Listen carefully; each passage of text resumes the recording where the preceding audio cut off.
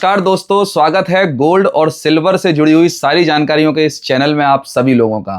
दोस्तों, देखा आपने पिछले हफ्ते सोने और चांदी में कितनी उथल पुथल हुई है। जहां सोना 89,300 रुपये 24 कैरेट खुला था सोमवार को, तो वहीं कल क्लोजिंग यानी शुक्रवार को रही मार्केट में 87,100 रुपये की।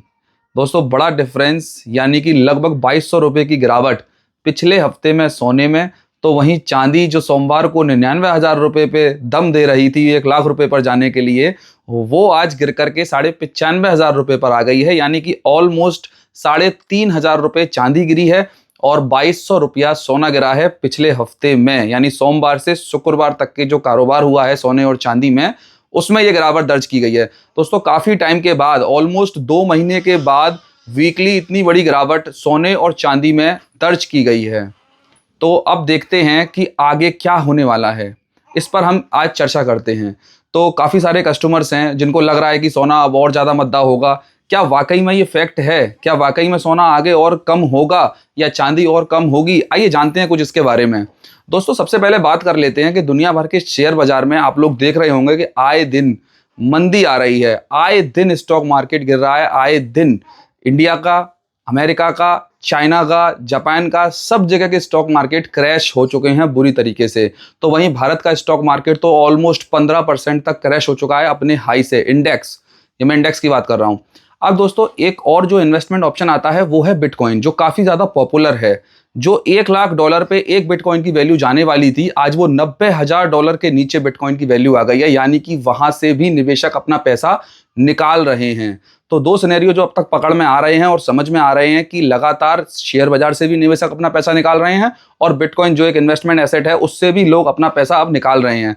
तो सेफ हेवन क्या होगा उन लोगों के लिए जब इतना सारा पैसा लोगों के हाथ में आ जाएगा, इन्वेस्टर्स के हाथ में आ जाएगा? तो अगेन वो गोल्ड में ही उसको इन्वेस्ट करेंगे, इसकी प्रोबेबिलिटी ज्यादा है रादर देन कि वो रियल एस्टेट में इसको इन्वेस्ट करें, क्योंकि गोल्ड शॉर्ट टर्म में अच्छा रिटर्न दे सकता है। तो हो सकता है कि ये जो डिप आया है ये उन बड़े निवेशकों के लिए एक बाइंग अपॉर्चुनिटी हो और हम और आप जैसे छोटे निवेशक, या कहें कि हम और आप जैसे छोटे जो सोना चांदी खरीदकर अपनी ज़रूरतें पूरा करना चाहते हैं, वो लोग और मद्दे के इंतज़ार में रहें। तो दोस्तों, मेरा ऐसा मानना है कि जो भी सोने चांदी के भाव में गिरावट आ रही है, आप लोगों को उसका फ़ायदा उठाना चाहिए।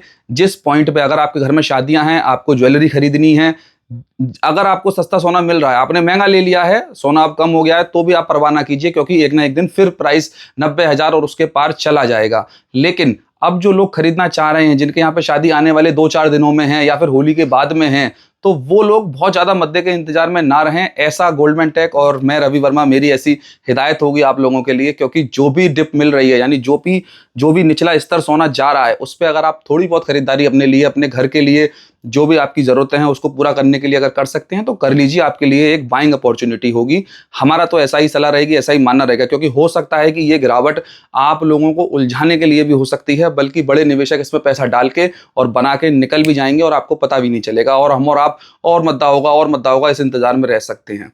ओके, हो सकता है 1,000-2,000 रुपए और सोना कम हो जाए।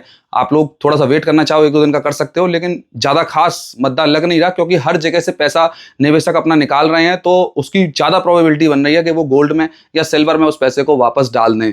तो अब तक हम किसी टेक्निकल एनालिसिस में नहीं जा रहे हैं, किसी उसमें नहीं जा रहे हैं कि ज्यादा हम रिसर्च करें। एक मोटा मोटा जो सिनेरियो हमको समझ में आ रहा है, उसके आधार पर हम ये बात आपके सामने रख रहे हैं। बाकी अनुभव आपका है, पैसा आपका है, जब आप खरीदना चाहें जब खरीदिए। And thank you so much for watching us. आप हमको देखते रहिए, हमारे साथ बने रहिए, चैनल को सब्सक्राइब कर लीजिए।